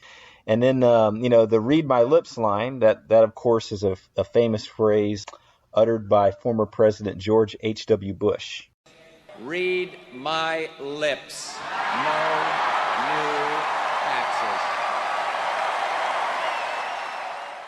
Right. That's from the, I think, his acceptance speech at the 1988 Republican National Convention. Yeah, read my lips. No new taxes. It was definitely part of his campaign, yes. And then he allowed for taxes to be raised. Right. Right. That was the biggest thing against him in the 1992 campaign. That and Ross Perot. That too. Yes. Actually, probably Ross more than that line, but that was one of the things that sort of the candidates went after him on. Mm-hmm. Real quick on those cigarettes, they were also used by Native Americans here in the United States as well. That's what a lot of the people in Europe really wanted to cash in on. They wanted this tobacco stuff. That's why they had plantation workers, and that's what triggered the Atlantic slave trade. So we find out that Bleen actually does have some side effects, and it's a type of side effect that is not very pleasing to Al. By the way, Peg, you look really good this afternoon. Who said that? Al, that is the nicest thing you've said to me in years. Peg, I have a sudden urge to take you upstairs and have sex with you. Who said that? Wait a second, Peg. Wait, I better test this Bleen a little bit. Wait a minute, Peg, wait. God, you look beautiful. Who said that? I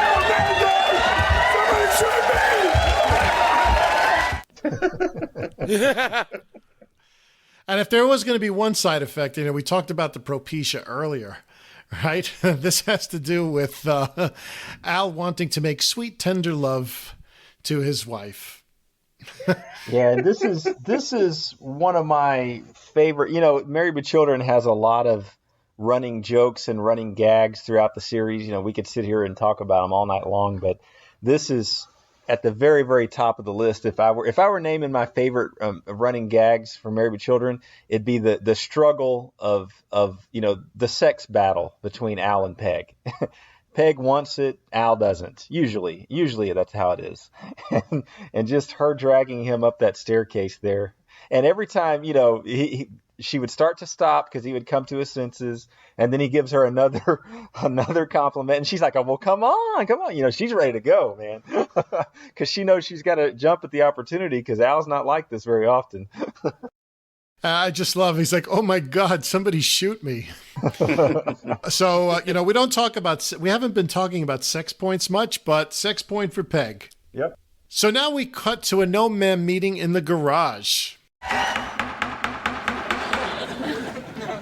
I now call this meeting of No Ma'am to order to announce the results of the final test of Al Bundy's Bleen. Ahem. I mean Kelly and Al Bundy's Bleen. I now give you my wonderful daughter, whom I love more than anything. Thank you, Daddy. Now, placebos were given to the first group, Group A. Things to do. Make will, cut family out of will. Make tender love to wife with lights on. What? Now, as you can see, in the first group, there's been no hair growth at all. By the way, what was that placebo we took? Birth control pills. You're both dismissed. Hey, is it just me, or are your breasts getting bigger too? No, but I have switched to light days. Oh, yes. And Stephen, you've mentioned this. I'm going to quote you on this one. What's interesting about this episode in season 10 is you have a lot more scene changes. I talked about that, I think, in the season 9 wrap-up show. I mentioned how in the early seasons, up through at least season 7, it's like almost everything that's happening is happening in that Bundy living room. And now it's like, we cut from, the Bundy living room to the lab, back to the Bundy living room, to the garage. And a lot is changing in terms of the nature of the show. And now they're relying more on gags and these visual effects than just the dialogue of being in that living room. Yes. Mm-hmm. So the placebos were given to two members of No Ma'am who we never really see before. So they're like one-offs. And they are played by Joseph Medalis and George Hirschman. Yeah, that was something I've noticed. We've had a lot more unknown no-mammers. We always have the basics, Ike and Griff and Bob Rooney and, of course, Jefferson. I haven't seen much of Officer Dan, though. I'm kind of disappointed in that. If you're going to use No Man, bring in Officer Dan. Yeah. Yeah. He must be at a donut shop or underneath. He must be parked under the freeway overpass taking a nap or something. Yeah, maybe. I have to point this out. So the first guy says that, is it just me or are your breasts getting bigger? Because they were given birth control pills. And the second guy's, no, but I've switched to light days. I sort of missed this. So what light days refers to is like these panty liners. It's an absorbent piece of material used for feminine hygiene. So the great Annabelle had to explain this to us because I didn't know what the hell this meant. But what Annabelle says here is that light days also implies he's on the later stage of his period and that this cycle is nearly over, i.e. not heavy days anymore, although some women experience the reverse. She says, is that enough info for you men? That's plenty, yes. Thanks for the intel, Annabelle. So now we cut to the group of people who are in Group B who took Bleen. Now, everybody in Group B took Bleen. So we see Bob Rooney, we see Ike, we see Griff, and we see Jefferson. Jefferson has the longest hair. Reminds me of I thought that was Michael hilarious. Bolton. Yeah. Now, Al looks almost like a version of Fabio. Yep. Bob Rooney has, he almost has like an Elvis do. Yeah, Yes. yeah. Ike has almost like this, it almost looks like Guy Fieri. I mean, I know that's the future, but it has like sort of the look to him. And Griff has almost like that Black Power wig, like from the late 60s, right? And what I'll say with Jefferson is, like Jefferson, like those romance novels you would see in the supermarkets? Yes. He sort of looks like the guys with the long hair, like again in that time period, the 80s, 90s. Like that's what he looks like to me. Yep. That was, I think, the look, right? Yeah, and it totally fits his personality is what I was going to say too, because he's the pretty boy, he's the romance guy, he brushes his hair, he goes to tanning beds and all that. So it fits his personality, definitely. And the Bleen has worked in every case. I think the evidence speaks for itself. Kelly, Go inside and alert the media, particularly those with receding hairlines. David Brinkley, Willard Scott, Barbara Walters. Kelly needs to now go inside and alert the media, particularly those with receding hairlines. David Brinkley, Willard Scott, and Barbara Walters. Oh, boy. Oh, dear. David Brinkley. He was born July 10th, 1920, and died July 11th, 2003. He was an American newscaster for NBC and ABC in a career that started in 1943 and ended in 1997.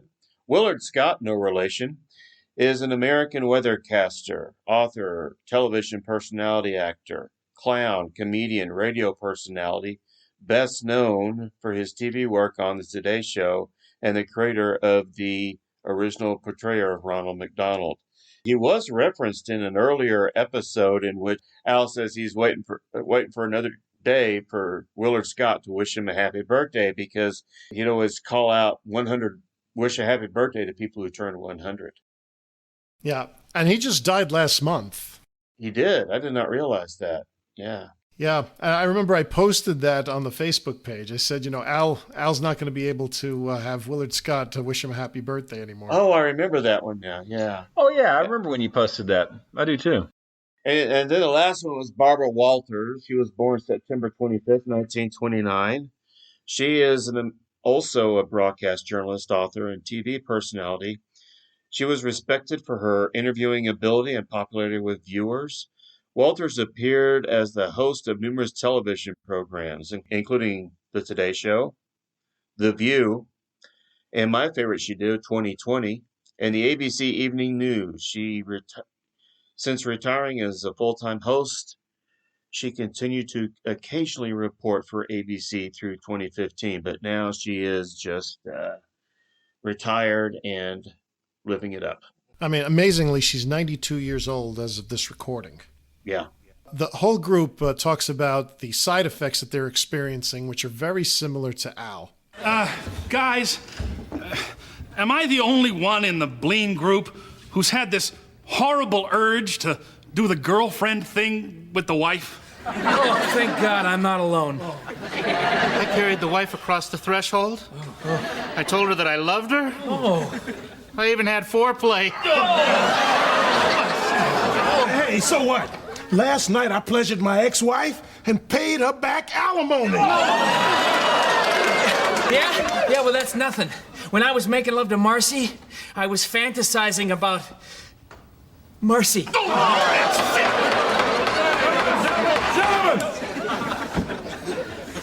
Gentlemen, we are on the horns of a dilemma. By marketing Bleen, we'll make millions. Well, I will. But we'll also be condemning mankind to a lifetime of lights on, bags off, wife-pleasing sex. Okay, then it's settled. We can't sell Bleen. We'd be as hated as the guy who invented the G-spot. Hey, who was that guy? I don't know, Kenny G. Al, we gotta do something. I mean, no man is turning into yes man. He's right. I don't know how many more times I can sex the ex.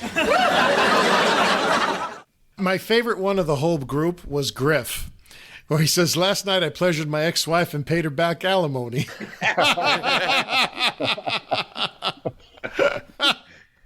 Oh, God. Griff was great. I love Griff.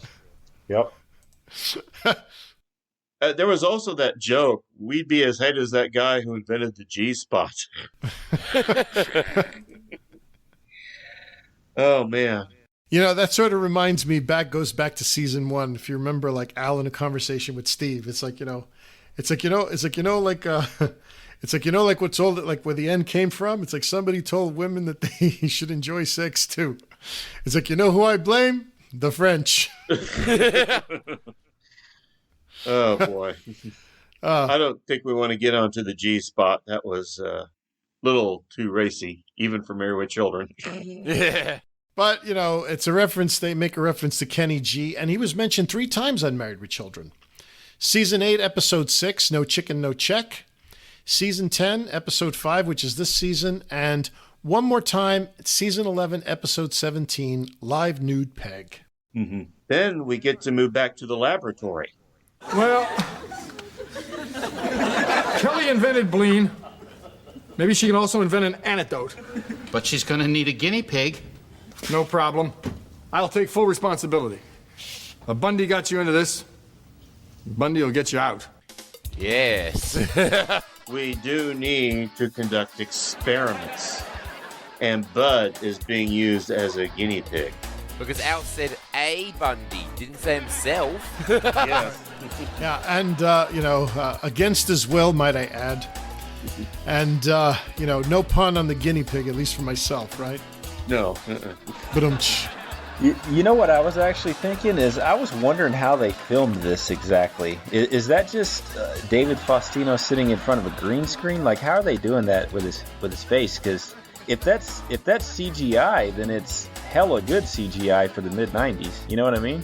Yeah. It really is. I was impressed too. I always like to point at, this is something I noticed in it, and I didn't realize it was in the notes, that the music that was playing was very much like the hit song by Michael Jackson called Black or White. That's right. And that's the only song by Michael Jackson I really, really like, because it's more guitar oriented. And in that video, there's a lot of morphing where people change from one, not just they change from one person to another, even crossing racial lines and international lines and gender lines. And it was a good music video, a very good message, I will say also. Bud turns into several things. He turns into a little black girl, a big black dude. He turns into a case of Vienna sausages. But I thought the funniest one though was when he turned into Al. Yes. And then you see Kelly, you can tell she's saying, "Hi, Daddy." Yeah. The song Black or White was released on November 11th, 1991, and it was the first single from Michael Jackson's 8th album, Dangerous. He co-wrote, composed, and produced it with Bill Bottrell, and it's a fusion of pop, rock, dance, and hip-hop. Now, in terms of what Kelly gives Bud, there are a total of 4 drinks. So the first one, he turns into a Hasidic guy, followed by a young black girl. Then he turns into like what appears to be a gang member, followed by a geisha girl. Yeah. On the third one, he turns into Al. And on the fourth one, he's the Vienna sausage head, followed by like an old Bud. Yeah. Yes, that's correct. Okay, Bud, I think I found the antidote. Are you ready for the last test? Hell, I'm ready for the last rites. Go ahead. Okay.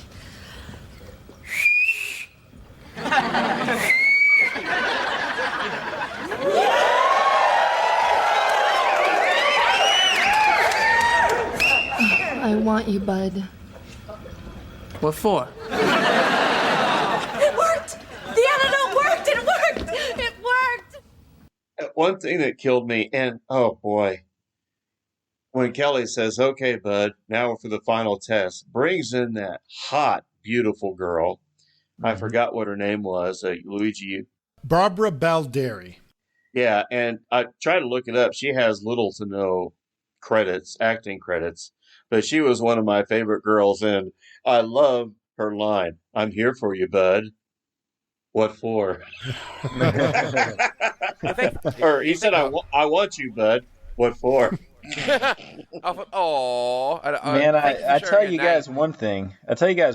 We're gonna have a hell of a hard time ranking the. Like if we were to try to come up with the top 5 hot chicks for this season, we're gonna have one hell of a time.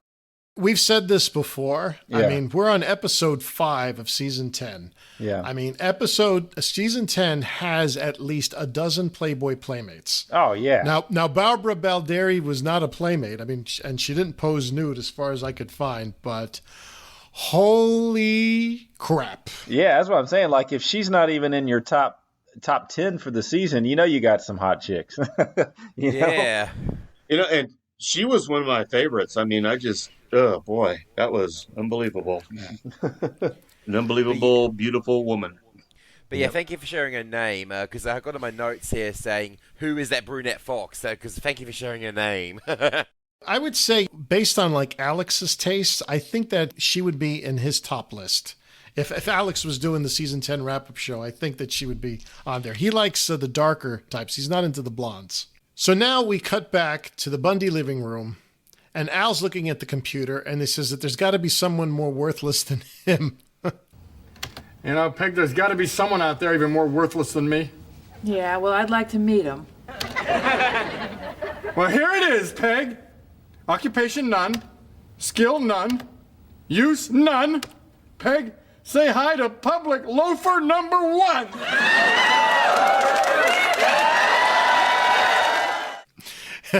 And he says, occupation, none. Skill, none. Use, none. And say hi to public loafer number 1.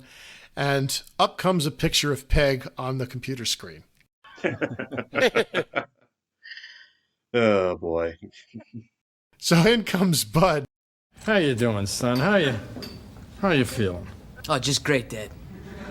Yeah, trying to find the cure for Bleen turned me into a bitter, sexless, aging loser. I might as well sell women's shoes. Come on, Dad. You gotta help me. I can't stay like this forever. Son, I mean to tell you something here. See, son, I still have some Bleen. Yeah, I saved it, you know, in case your mother should accidentally tie herself up to a railroad track and I would be single again. But since she'd probably just derail the train, I'm happy to give it to you. It's upstairs in my shower. Thanks, Dad. I'll just run up and go get it. You might as well sell women's shoes. And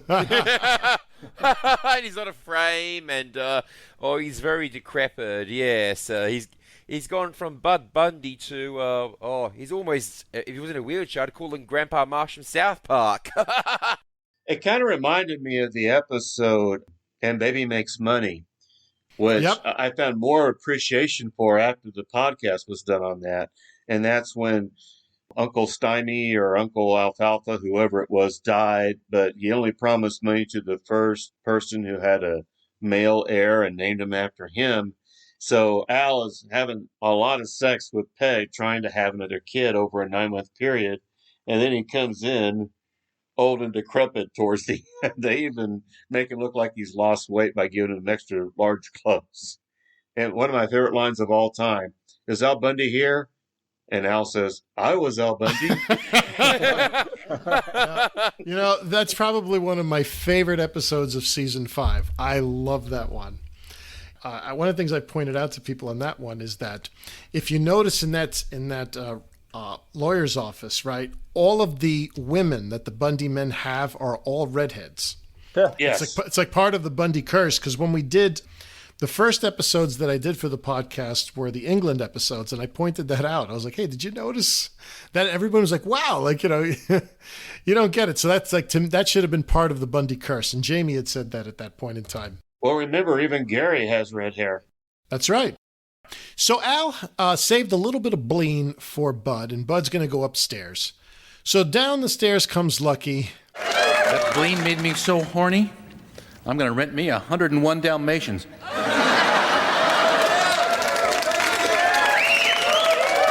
And I don't mean the movie. Who also has his hair up, and he says that he's so horny that he's going to go rent 101 Dalmatians, and he doesn't mean the movie.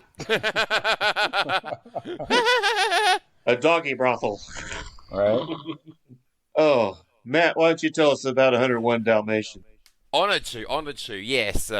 So, 101 Dalmatians is a 1961 American animated adventure film produced by Walt Disney Productions and based on the 1956 novel The 101 Dalmatians by Dodie Smith, directed by Clyde Geronimi, Hamilton Luske, and Wolfgang Reitherman.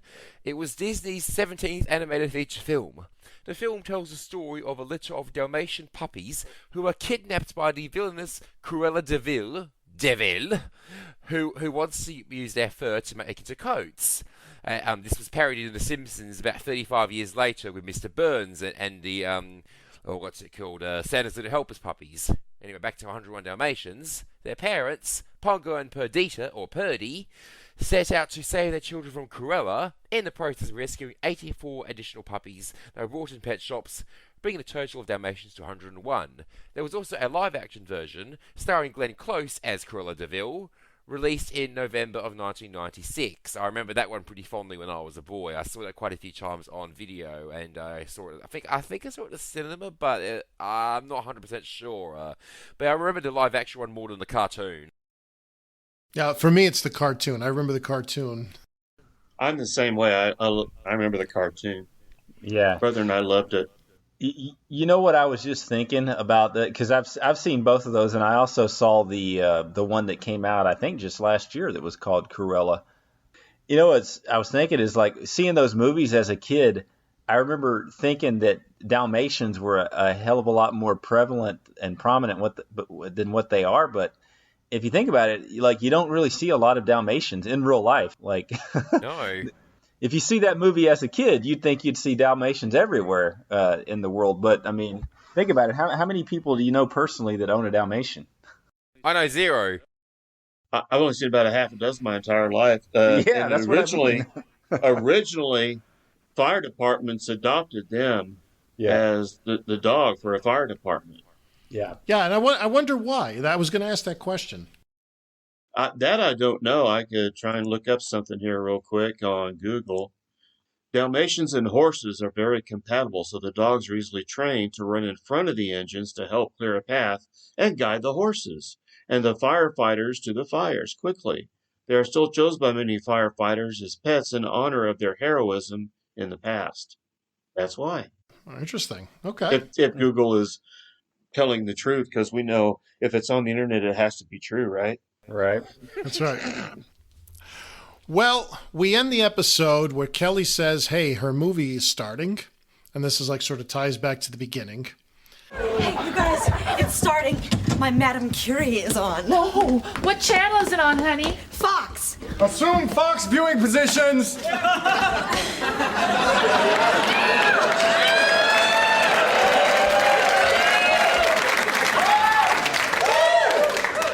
And now, from the makers of Buttafuoco, Misunderstood Family Man, or Giant Fat Sleazoid, we proudly present Madame Curie, Misunderstood Scientist, or Sif-Ridden Whoremonger. Oh, c'est l'heure. Is that radium in your pocket, or you just happy to see me?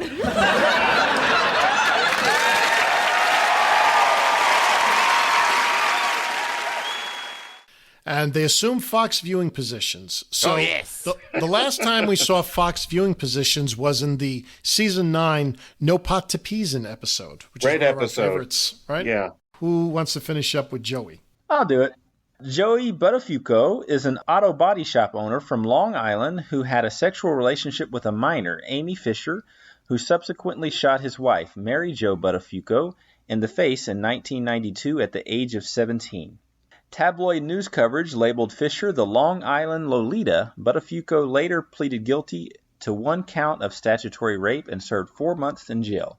Interestingly, he went to Massapequa High School and graduated in 1974, which is the same high school that Jessica Hahn went to, who graduated in 1977. And we all remember her, of course. It was a great episode. So they were actually there at the same time. She would have been a freshman in his senior year. Joey Buttafuoco was one of Bud's alter egos in season 8, episode 3. And Chris, that was the first episode that you and I hosted for the podcast. Yeah, sure was, wasn't it? Back a year ago, yep. Uh-huh. Proud to be your bud. Mm-hmm. Jerry Seinfeld was also a graduate there, class of 1972. We all remember Jessica Hahn. That was the Shoe Groupie episode, right? Where Al had a chance to cheat, but he proved his love to Peg by not cheating, you know? And she got up to his bedroom because there was a ladder outside his daughter's window. Yep. My favorite scene, I mean, that's a great episode, by the way, but my favorite scene is the very end where Peg goes, Al, were you ever tempted by that woman? And she's standing right behind him, and he looks up and she flashes him, and he goes, no. And Peg goes, at your age, that was probably your last real chance. That was a good one. Something had just occurred to me, and that is if Bud was going to be getting Bleen, would we see the return of Grandmaster B? Good point. That was one thing. I wish that would have come up some more in the latter years. I love Grandmaster B. Yeah, me too. It's a shame they didn't use it more. No Ma'am will be right back to wrap up this week's review.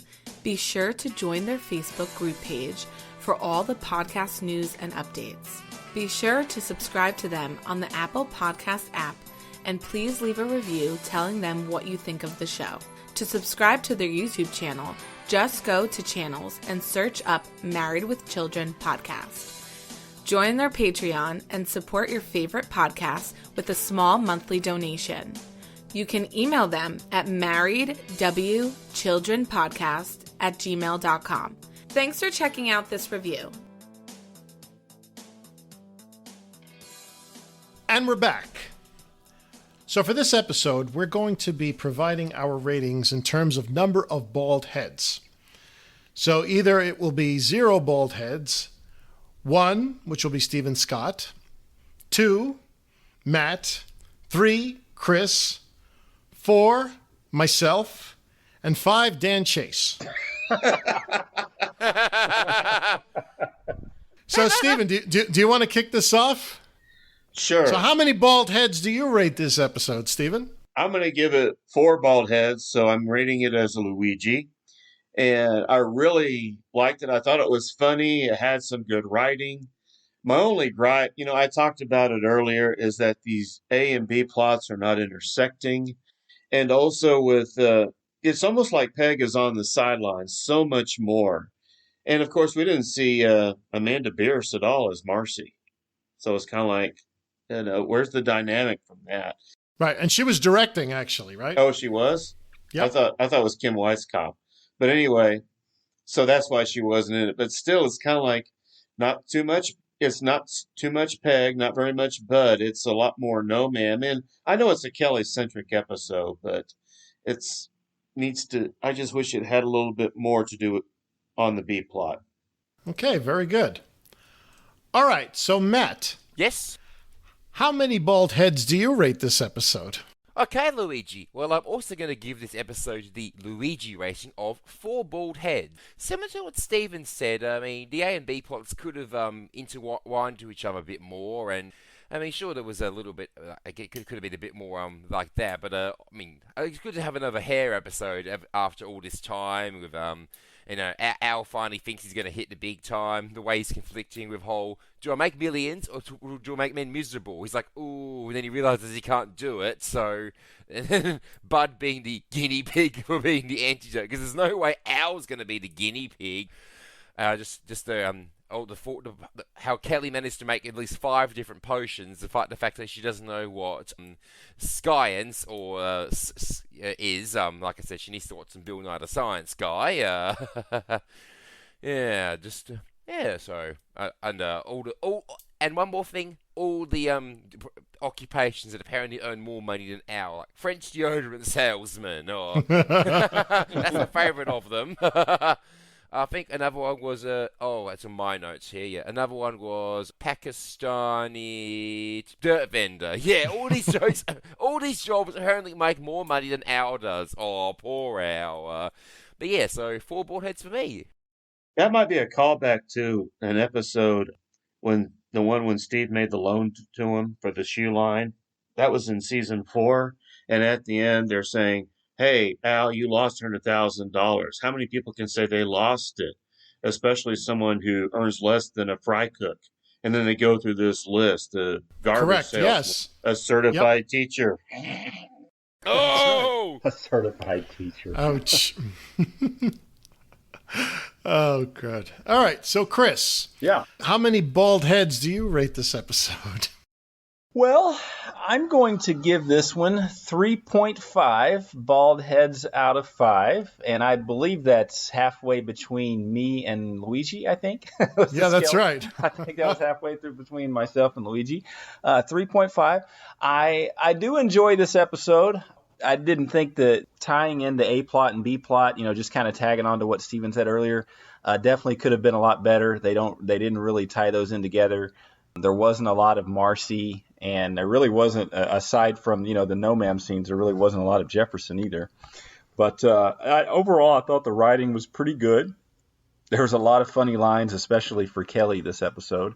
And just the idea of, this hair-growing product I thought was very, very good. So overall, it could have been better if they tied the lines together, or the A plot and B plot.